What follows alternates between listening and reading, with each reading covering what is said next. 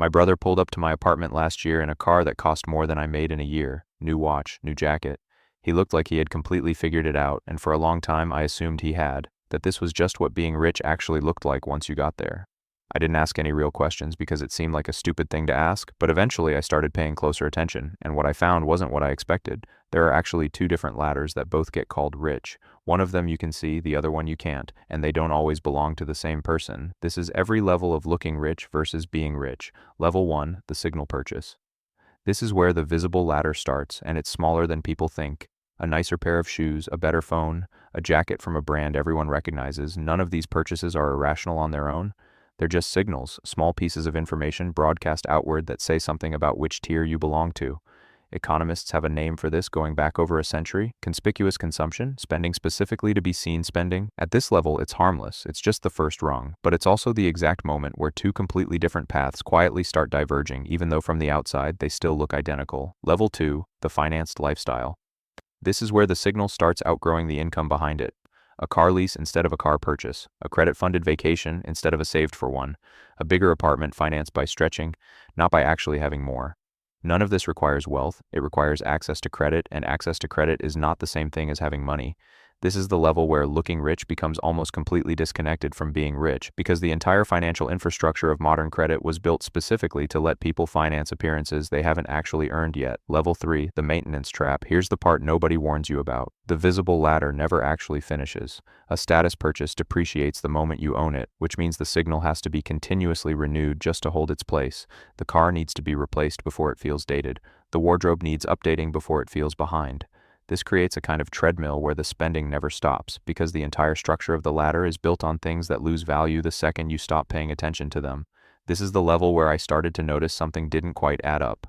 Level 4, the invisible gap.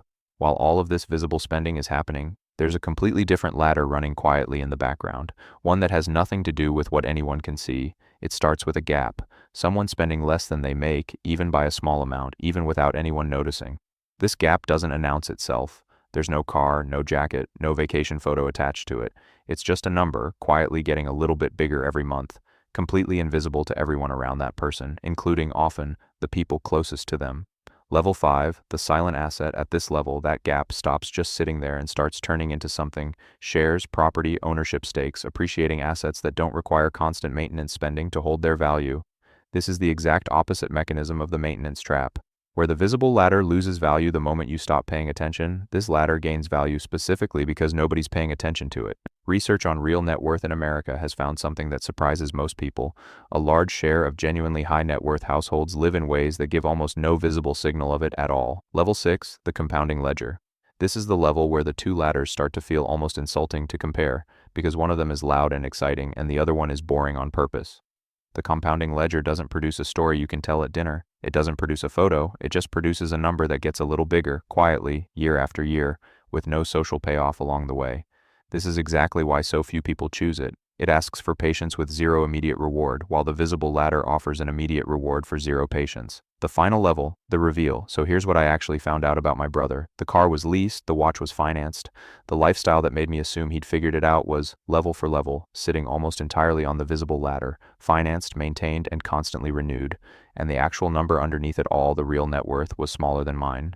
Meanwhile, there was someone else in the picture the whole time who never came up in conversation because there was nothing to show. No story, no car, no photo, just a quiet, growing number that had been compounding for years while nobody was paying attention to it at all. The big reveal?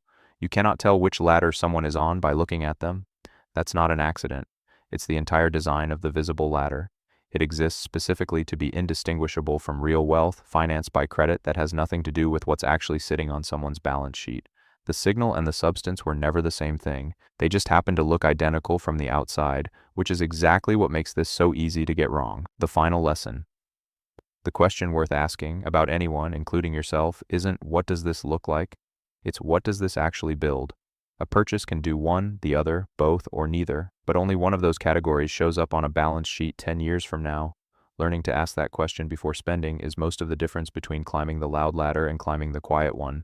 I still don't know exactly where my brother stands because that's the whole point. It's invisible by design. What I do know is which ladder I'm actually climbing now, and that's the only one that was ever really up to me. If you've been measuring the wrong ladder too, there's another hidden system waiting in the next video.